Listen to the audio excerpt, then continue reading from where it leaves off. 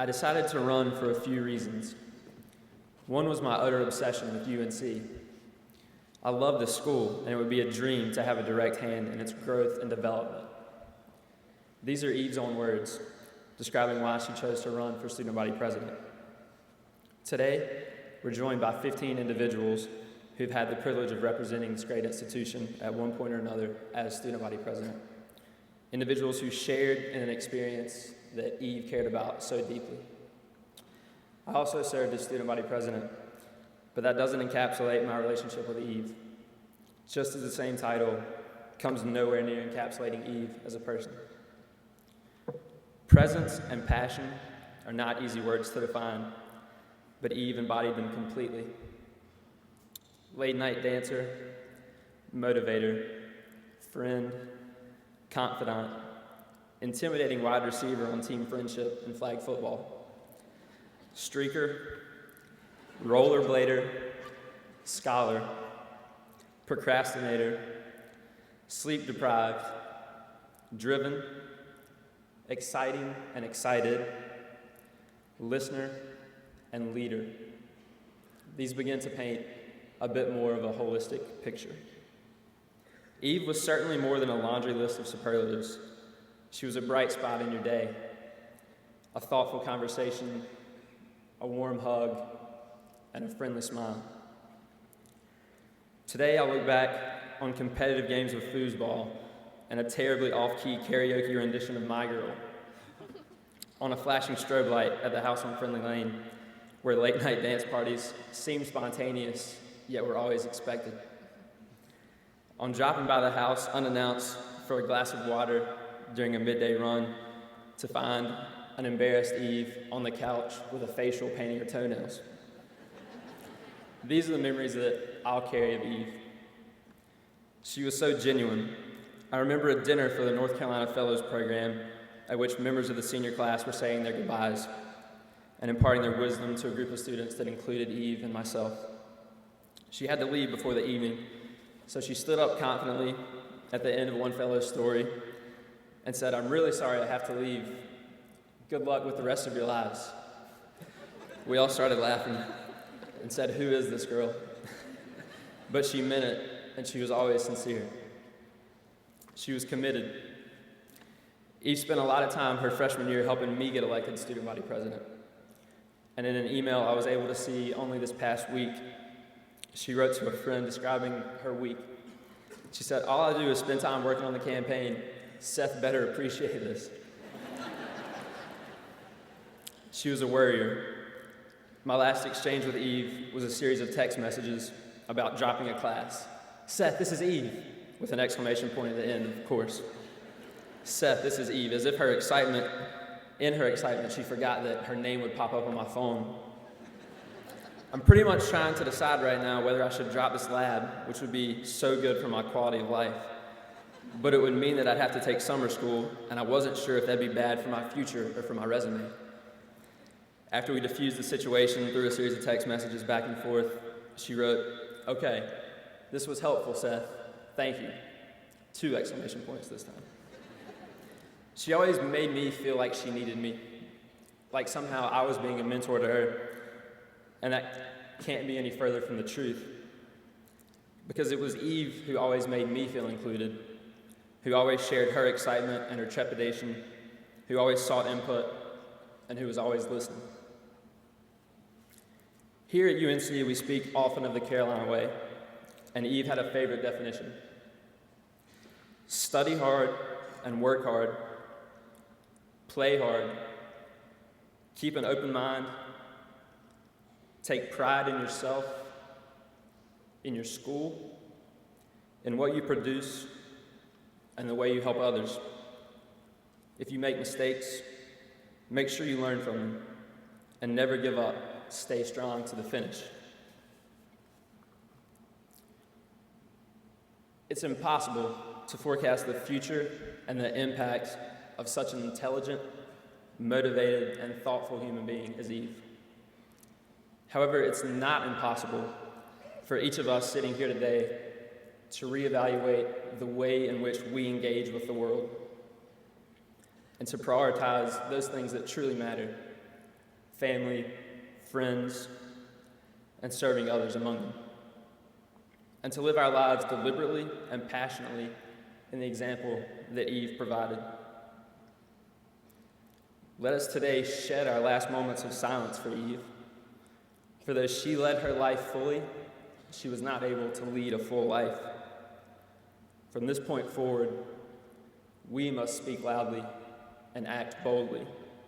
Eve's mantle has been passed to us. At this point, I'll turn it over to the 2007-2008 Executive Branch Officers of Student Government.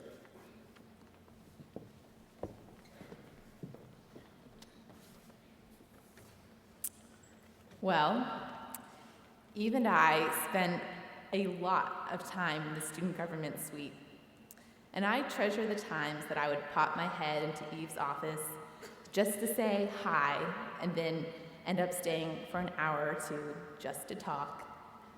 We discussed companionship, politics, editorials, friendships, personal strengths and weaknesses, and the burden of missing even a single opportunity. I felt comfortable and loved around Eve because she was authentic in every possible way. We could be critical of one another, yet supportive, and we could giggle, but also be serious. Eve's authenticity rings throughout all that she did. Every project, every meeting, every dance party, every heart-to-heart. It is because of such authenticity that so many people feel loved, and in fact, were loved by my incredible and inspiring friend, Eve Carson. In vein of Eve's most sincere love, I have a question for all of you. What are your goals for the week, for the year? How can your classmates help you achieve your goals? This is standard Eve speak for student government. At the beginning of the school year, each of the executive officers spent our first meeting listing our goals. Some were personal, exercise, some were leadership-oriented, delegation, and others were platform-oriented, Music Fest. Eve photocopied all of our lists and kept one copy with her and gave another to us. Periodically, Eve would pull out everyone's goals and check up on how we were doing. Eve instilled in each of us on stage, and in countless others, an awareness of self, of strength, and of aspirations. While in student government's outward bound trip in the North Carolina mountains, Eve made a point to speak candidly during an otherwise cheesy exercise that classified people into leadership quadrants. I'll never forget when Eve said, "Katie Sue, I listen to you because I've learned to listen to you. I know you have good ideas, but you have to speak up. Rest assured, Eve, I won't hold back any ideas, and I promise to be loud and clear." These are examples of how Eve affected me, but I want you to know that Eve cared about bringing out the strengths in each and every student. Eve once wrote that student government on this campus shapes people to be leaders and to be passionate about their community. It empowers people to share their thoughts with other decision makers. So you see, it's student government or any student organization. It's we, the students, who empower each other to pursue our goals. And I hope you realize that Eve not only believed in students' causes, but more importantly, she believed in the people behind those causes. In people, in all of you, Eve found the love, thoughtfulness, and eagerness to experience that propelled her to leadership. A leadership that hinged on connecting the campus and connecting the world. Finally, Eve kept close to her heart a sense of responsibility. She remarked that because she had been given so much, she must also give back.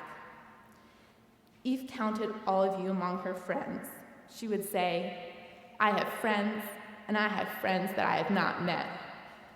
So, as a friend of Eve, and in her spirit of responsibility, please reflect on your capabilities and live with a sense of love, curiosity, and eagerness to give and to experience.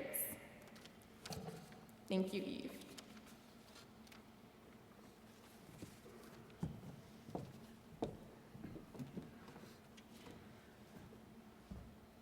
When I met with Eve to discuss the possibility of me serving as her vice president, I knew right away that something was different.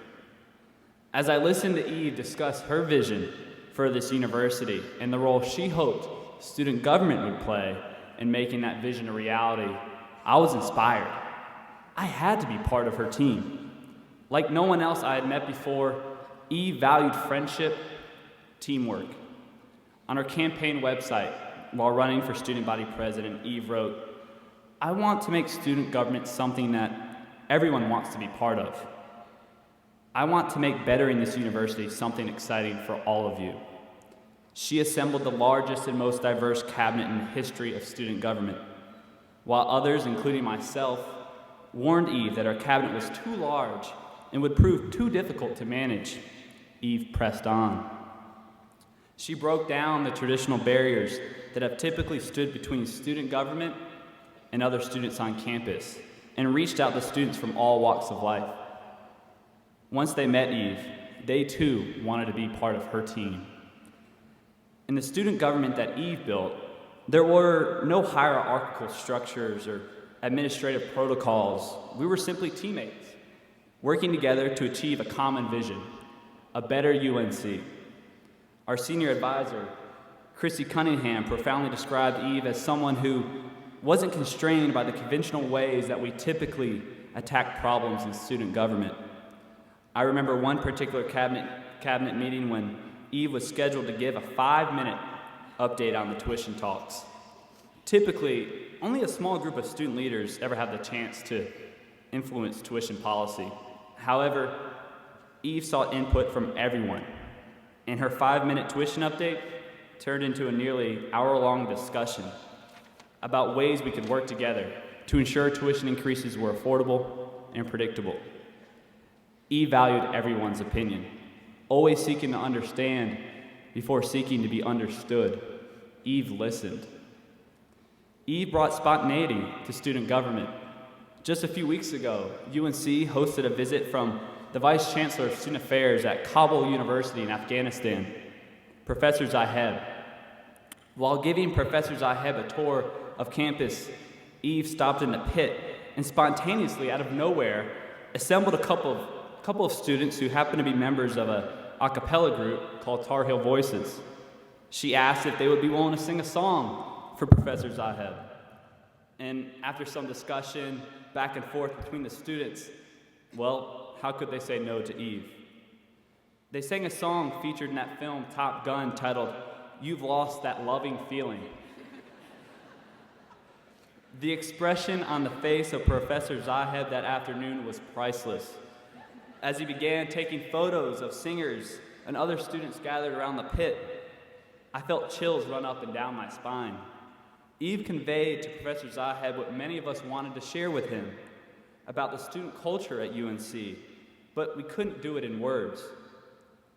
What Eve often referred to as the Carolina way. We all felt it that day. A few days ago, I received a message from Professor Zaheb, sent from Afghanistan, expressing his condolences after hearing of the passing of Eve Carson. She had done it again. With a song and her warm smile, Eve had managed to make a profound impact that will live with Professor Zaheb and the people of Afghanistan for many years to come. Eve was a visionary, a listener, a teammate, a dear friend, asking tough questions that mattered. Eve tackled the most difficult issues and never backed down from a challenge. Today, we too face a challenge. Together, we must continue to expand upon the foundation of inclusion, creativity, and selflessness that Eve has built, not just here, but around the world. Whether you are a first-year student debating whether or not to study abroad, a graduate student bidding farewell to Chapel Hill, a faculty member conducting groundbreaking research, or a full-time staff member making a living, I ask that you pick up where Eve left off. Take the time to meet new people, travel to a foreign land, volunteer at the Interfaith Council, food pantry, or start your own student organization.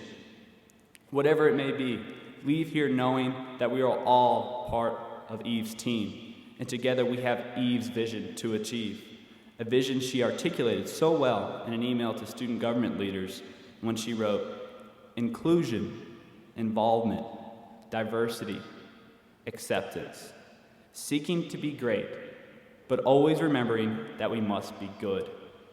This is just the start of the Carolina way." Thank you, Eve, for showing us the Carolina way. You will always be our president. I would now like to introduce several of Eve's closest friends who will share their stories.